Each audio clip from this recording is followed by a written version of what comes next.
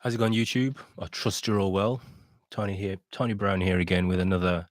It's not an Akai MPC sampling video. It's another kind of podcast kind of thing. Um, I done one last night and had some good feedback, and I got more things I need to talk about. Following the discussion last night, we spoke about new production versus old production. We spoke about royalties, publishing, publishing splits, things like that.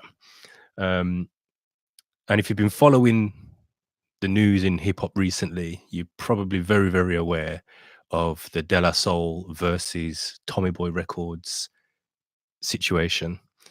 Um, and it's got me thinking along those same lines in terms of publishing splits, in terms of ownership and those things. And there's a lot we can learn from that situation. There's a great deal we can learn from that situation.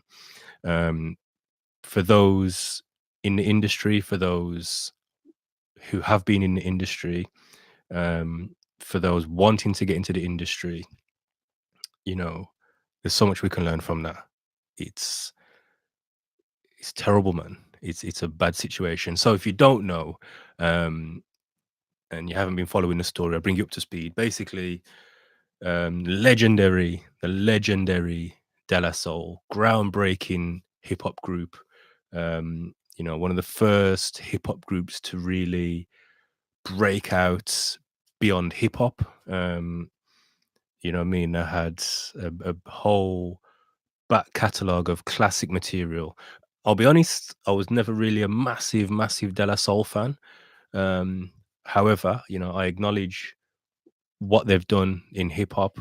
I like a lot of their music, and I respect them. But it's all come to light now. I never realized none of this, but it's all come to light that for years I've been battling with Tommy Boy in terms of ownership of their music, owning their masters, um, getting better deals and things like that. More recently they've released some music independently. But all their classic stuff, all the stuff that they put out years ago that made them who they are, they've got very little ownership of that. Tommy Boy has got them in a deal basically where they own more or less the majority of their music, and they've been holding them to ransom basically. It all came to light when they wanted to release their music on digital streaming platforms, and it came to light that to release the music, Bella Soul's only going to receive 10% of revenue generated from digital streams. 10%. And the company's going to take 90%. And there's a lot of intricacies in there. I don't know all of them. I mean, I'm sure you can Google it and find out for yourself. But there's a lot we can learn from it, man. I'm reminded of that line from Q-Tip, on that track they put out, Check the Rhyme, and he says, industry rule number 4080, record company people are shady. And it's come to light. I mean, we're not new to this. We know this. We know that a lot of record companies, a lot of these executives, their whole mission, their whole business model is to benefit from artists with a lack of knowledge. That's their whole business model. They want you to be ignorant to how things work.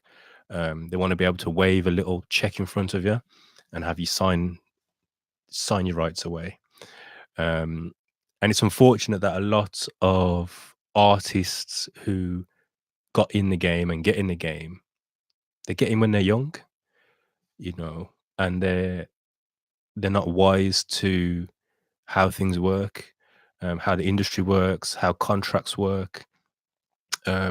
Oftentimes they're just so focused on the art, focused on their music, focused on getting a name for themselves, getting out of and bettering their situation. I mean, a lot of artists come from, and I'm speaking about hip hop now. A lot of hip hop artists, a lot of rappers come from poverty, come from a tough background. You know what I mean? And if someone waves a, you know, 10, 20, 30 grand check in front of them, they're going to sign whatever paperwork they put in front of them. Never mind $1 million deal. They're going to sign whatever you put in front of me. I'm signing it because that's going to change my life. No one's ever offered me $1 million in my life. We'll sort everything out later on. We're going to blow up. I'm going to have $1 million. It's going to change my life. I can get my parents out of the hood. I can buy what I want to buy, and I'm an established, I'm in the game now. I've got a deal. And that's unfortunately the case in a lot of situations, a lot of artist situations is that. And then as they learn the industry and grow in industry and they look back and it's like, hold on, I'm not getting what I thought I was going to get. That advance has gone, that £1 million, that $1 million advance has gone, and I ain't getting what I thought I was going to get. Something's wrong. And then they start looking at the fine print and it's like, hold on. So it says here this, that, and the other. And they begin to realize, I've signed my rights away. I've signed, my ownership away. I've signed my publishing away. They've signed away basically their long-term revenue just for an upfront check. So yeah, man, like I said, it's the business model of the music industry to exploit people. That word exploit, if you look at any recording contract, the word exploit is in there numerous times. You'll see, the word exploit. And that's what they do.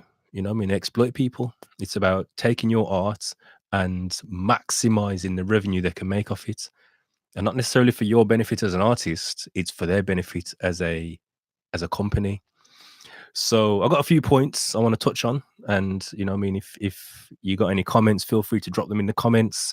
After the recording, I'll go back and I'll respond to as much as I can. But first lesson we can learn from the Tommy Boy or the De La Soul versus Tommy Boy situation, the first and the biggest lesson we can learn is never sign away your exclusive rights. Never. Do not sign away your exclusive rights. I'm not saying don't sign a deal. I'm not going to tell you not to sign a deal. If you believe a record deal is right for you, I'm not going to tell you what to do. I don't know your situation, don't know your circumstances. But if you are going to sign something, never, ever sign away your exclusive rights, because you're basically you're signing over what you've created, your artwork, your intellectual property. You're signing it away and giving it to someone else to profit from for whatever they give you in return. Whatever check they dangle in front of you and give you in return, that's what you're signing it away for. You've now signed away exclusive rights, so they can now exploit that worldwide, globally, universally, on all platforms, in all formats. Just gone. And you've signed that away.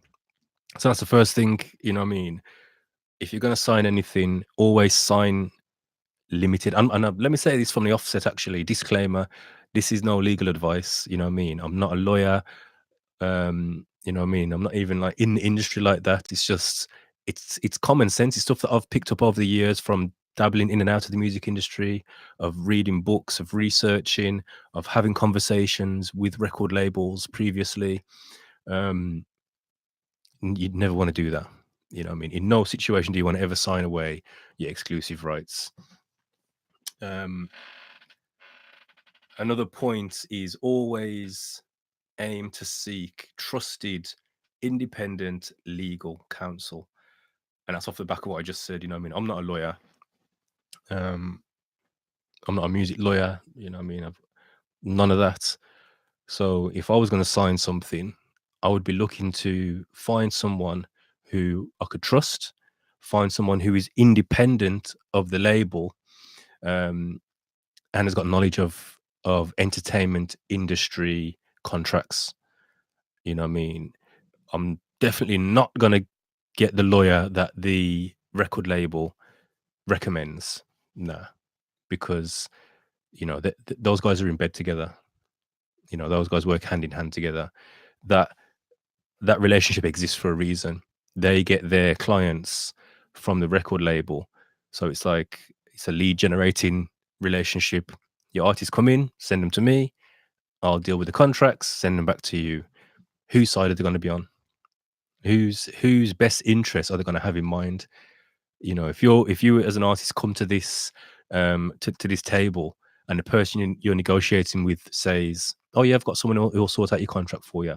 Speak to my man over there." That's his brethren, that's his friend, you know, that's his colleague. Who, when you're gone, those two are still in conversation. Those two are still, you know what I mean? Their relationship still exists. So his best interest is to keep the record label happy, not you. So he's going to make sure the record label gets the lion's share of whatever deal is created.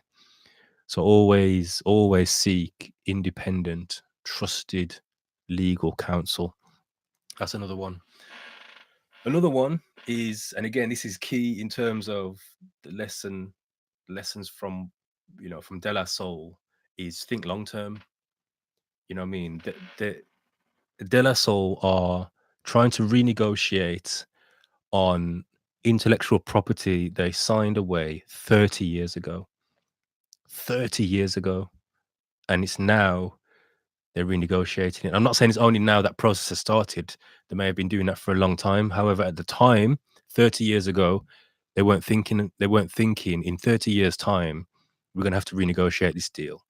It was a case of, you know, whatever's on the table, yeah, bang, sign it, let's do what we're doing because we want to get our music out there and we're going to be successful. So, you know, when you are thinking about putting anything out, when you're thinking about, you know, your art, your music, your songs, whatever it is, think long term. You imagine someone could come and offer you, you know, let's say, for example, you write a song and you put your song on YouTube or you put it on SoundCloud or whatever, and someone hears it and they come and offer you £1 million for your song. That could change your life. That £1 million could change your life. And it's one song. You might think, sure, it's only one song. You know what I mean? I can write more. However, if that person is offering you £1 million for your song, it's for a good reason. It's because they can see the value in owning that song.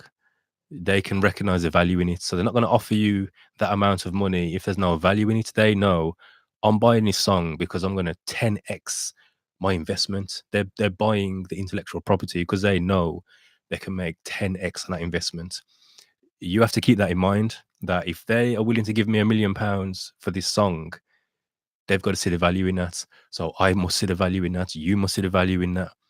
You know what I mean? And you might not get it straight away. You might never get that £1 million immediately as the person wanting to buy it off you would give it you immediately. But just know, in 10 years, 20 years, 30 years, you're going to reap over and above that £1 million that they're going to buy that song off you. So always think long term. That's, you know, it's key. Always think long term. If someone offers you something for something, if someone's offering you a certain amount of money, that they're investing in that because they're thinking long term. It's like buying property. It's like buying art. You know what I mean? People buy those things as investments and they'll pay a certain amount up front to have it, knowing that if I just put this down over the years, that's going to generate over and above what I've paid for it. And it's the same with your music. So always think long term. You know what I mean? Don't think short term. Don't think, you know, this guy's going to give me 10 grand or 20 grand and he's going to own it and go. You know what I mean? Sit down on it, man. You own it. If anything, then, and this links to the next point is, you know, if you are going to negotiate with a label, never ever negotiate as an artist. And I said this to someone some time ago. I was speaking to an artist who is a rapper, and he was basically, at the time, he was negotiating a record deal with an independent record label. He was negotiating a record deal with them to sign as an artist. However, through the discussions I was having with him, I come to find out he's paying for his own studio time. He's bringing all the producers together. he's buying beats, or he's paying producers to come and do sessions for him, um, and he's going to the label with a completed product. He's going to them with there's the EP or there's the album, it's done, and he's looking to sign an artist deal. And I says to him, I says, you should not be signing no artist deal. If you're signing an artist deal, the label should be paying for your studio time. The label should be paying for your beats, for producers. The label should be paying to get it mixed and mastered. You just turn up and do your art. You know what I mean? Or they should at least be giving you a budget to say, okay, go and do your thing. But if you're doing all that and then you're going to them with a finished product and they're just going to maybe, pay to get it pressed and distributed and get it on the digital platforms, you're a production company. You're not an artist. You are a production company. You've produced a product that you're then going to give to them and sign as an artist, and they're going to pay you a royalty. That is crazy. That is crazy. You should be negotiating with them a joint venture deal and say something along the lines of, I will go and produce the product. I will come to you with a finished product or a very close to finished product. And then you will do this and we'll go 50-50, or, whatever percentage you're going to negotiate, you negotiate that, because you're going to them in a different position. You're more than an artist. Like I said, an artist deal really is you turn up, where's the studio? Okay, it's over there. We booked it for you. All right, I'm going to go in. I'm going to do my thing. That's an artist deal. That's when you would, sign away whatever you want to sign away, because the label is investing over and above to help you to get your art done. But if you're going to them with your art already done, with your music done, with your product done, your songs written, all that kind of stuff, you're a production company. So straight away, the negotiations are different. You ain't talking to me as an artist. We're negotiating a business deal here. And that puts you in a different position of power, a very, very different position of power. And that's something that you need to keep in mind. Nowadays, in this generation, with this type of media, access to this type of media, YouTube, all the social media outlets, all the digital streaming platforms, record labels are quickly becoming redundant, and they know it. They're very, very, very aware of it. They are quickly becoming redundant. I saw a interview recently, or I watched this interview recently, and it was a guy, a 16-year-old rapper from America, and he turned down a $3 million deal because he knew, I can do it myself. He knows YouTube, he knows Instagram, he's got his following on Instagram. He's probably got a brethren who can make him a video. He's doing it himself. So when he's put his music out there, he's got a buzz, he's doing well. And the record label are seeing this. They can see he's getting some buzz, so they've approached him and says, "Oh, we want to offer you a deal, a record deal." They offered him a $3 million record deal, and he was wise enough to say, "Nah, I'm not signing it. I don't want it." And again, that comes back to what I was saying in terms of recognizing his value, thinking long term. Understanding that I don't need these guys; they need me. They need my intellectual property to continue generating revenue for them. Is better, again, going back to that point, is better he talks to them and says, okay, then what can you do for me? I've got the product, I've got the intellectual property. What can you do for me? Can you distribute it for me? All right, well, let's negotiate a distribution deal then. I'll tell you what, can you market it for me? I've already got a couple million views on YouTube. I've already got a couple 100,000 followers on Instagram. What else can you do? You're going to double my Instagram following. You're going to double my YouTube views. All right, throw a few $100,000 at it. Let's do a big marketing campaign, and I will give you X percentage of the revenue. That's powerful. That's a powerful position. So, it's recognizing times have changed, man. And if you're a young up and coming artist and you're watching this, you know how it goes. You know the medium that you have access to. You know what I mean? You all you know is this now, direct to consumer. You don't need a company to put you in front of thousands of people. You don't need a company to take your product and to put it online for you. You don't need a company to, you know what I mean, to get your music globally heard. You don't need that, you know. And if you do want that, negotiate a different type of deal. You know what I mean? Never sign as an artist. So there's a lot we can learn, man. There's a lot we can learn. Um, an artist deserves to own his art. You know what I mean? You've been gifted. You've got a gift. If you can write songs, if you can produce music, whatever it is, if you can act, if you can write films, if you can direct videos, whatever it is, you know what I mean, poetry, drawing, whatever, you've been gifted with that, and you deserve to own it. It's yours. It's your gift. So why would you sign it away for the sake of making some money? It's better you take the long road and, you know what I mean, put it out and let it generate wealth long term. You know what I mean? You deserve to own your artwork.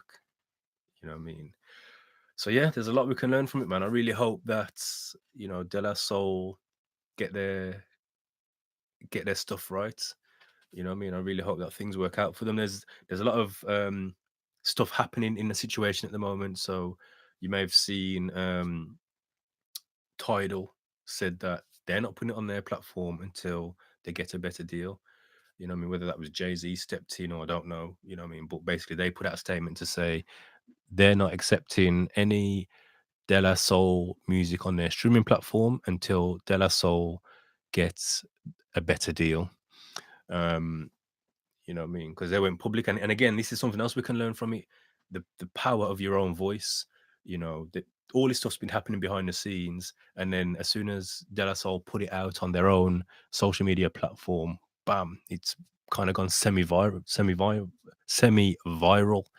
You know, people have been reposting it, supporting it. It's really raised awareness about the situation, um, and it just shows the power of our voice. You know, we've got power now. You imagine how many artists have been through this and has never had the media outlets to shout about it. They've never had a direct platform of their own to shout about it.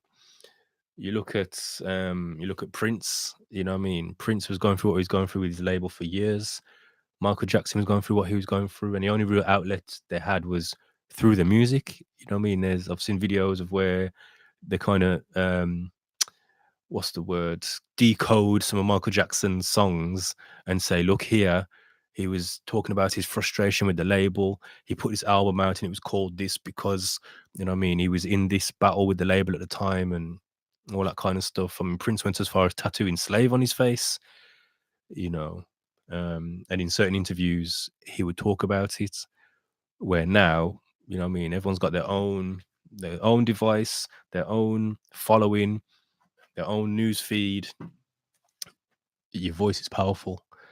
So, you know what I mean? Make best use of it. You see, this is a game changer. And again, I said this to a group of young people, up and coming artists. I said, if you've got one of these, you've got no excuses. You can go direct to your audience, just like that. Bang, direct to your audience. You don't need a label to put you in front of an audience.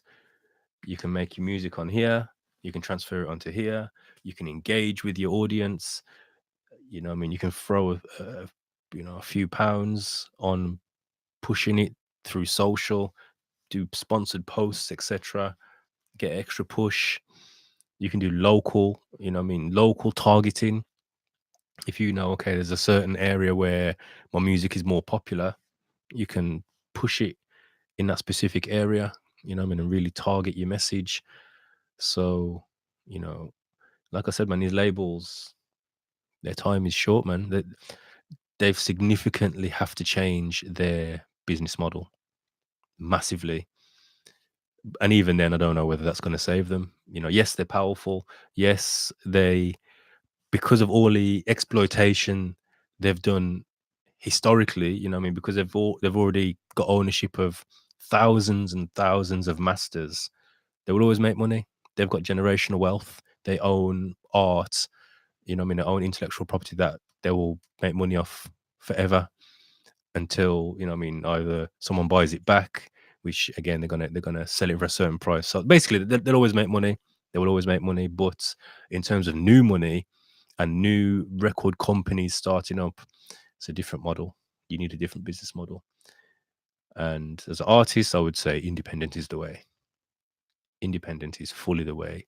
You exploit your own art. You sign yourself to your own company. And it's as simple as that.